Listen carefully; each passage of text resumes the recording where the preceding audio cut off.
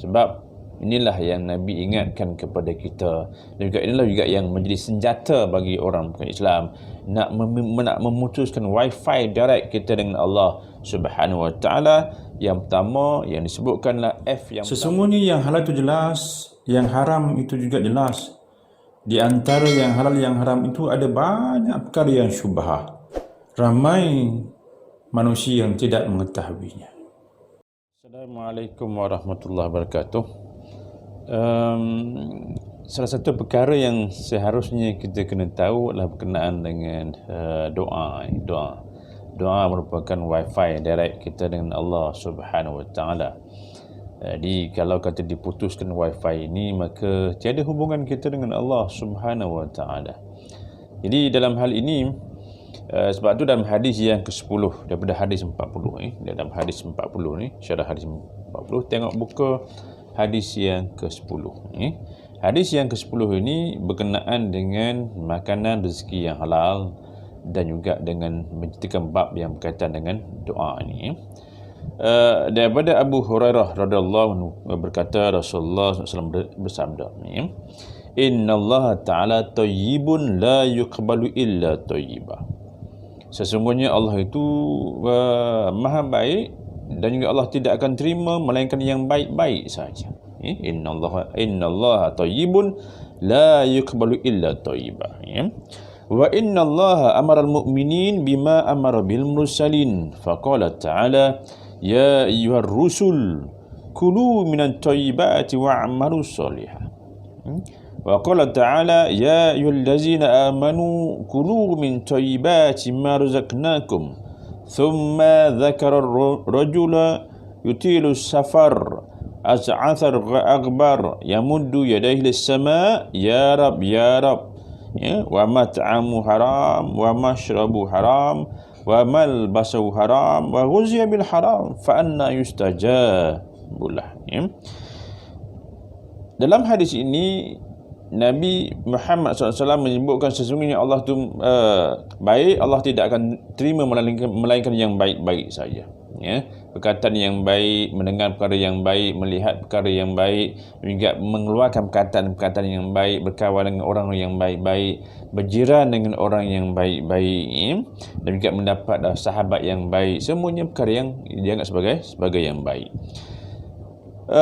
Dan juga sesungguhnya Allah telah memerintahkan orang-orang yang beriman untuk melakukan perintah yang disampaikan kepada para nabi.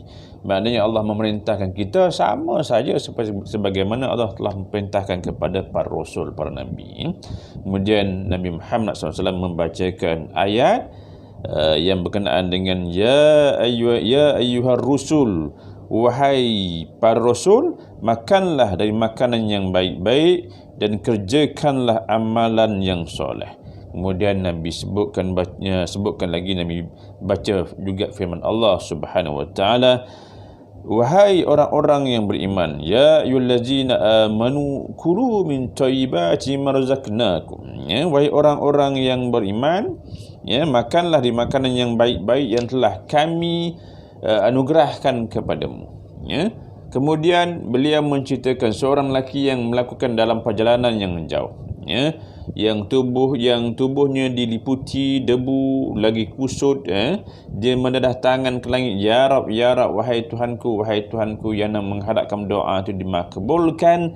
Tapi Nabi kata apa? Nabi kata, akan tapi makanannya haram, minumannya haram, dan juga diberi makanan dengan benda yang haram, maka bagaimana mungkin doanya itu dimakbulkan. So dalam hal ini kita lihat bahawa banyak perkara yang haram, termasuk jugalah pakaiannya juga dianggap sebagai pakaian yang diharamkan.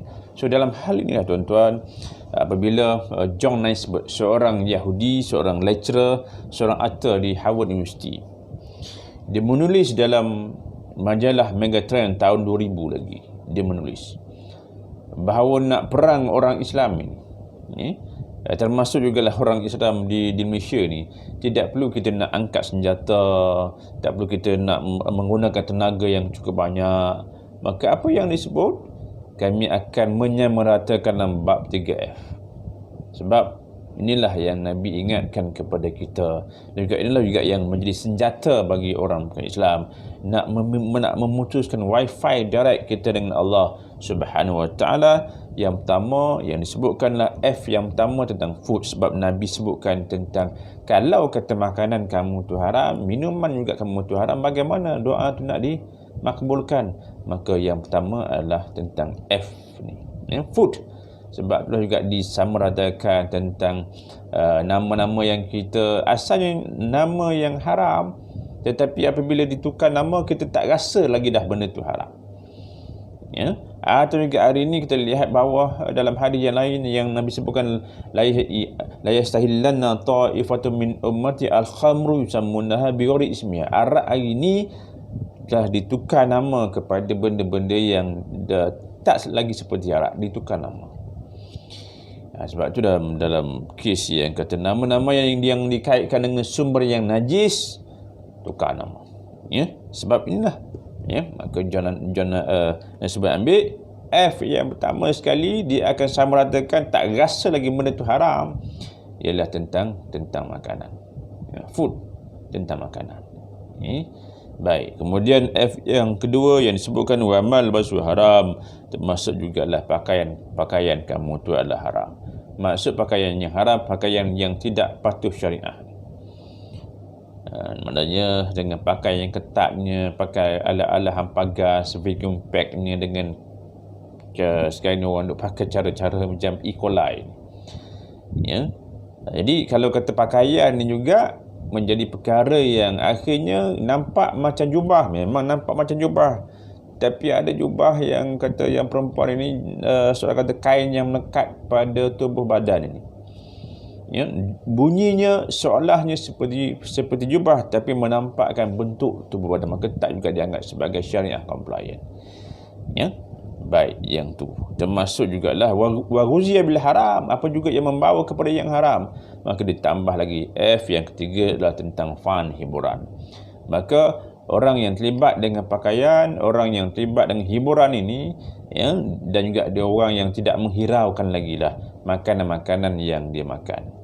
Sebab tu kita lihat tempat-tempat yang dikaitkan dengan hiburan ini, dengan pakaian ini memang tidak patut syariah, apatah lagi dengan makanan dan juga minuman. Maka inilah juga jangan sebut seorang yang meletakkan bahawa makanan-makanan yang diberikan dengan nama-nama yang kita tak rasa lagi benda tu dianggap benda yang haram. Arak dah tukar nama kepada Jolly, Shandy sebagainya, dan juga akhirnya nama-nama yang asalnya najis, kita tak rasa lagi benda tu memang najis, dan juga kita merasakan bahawa benda tu sebagai satu adat dan juga kebudayaan.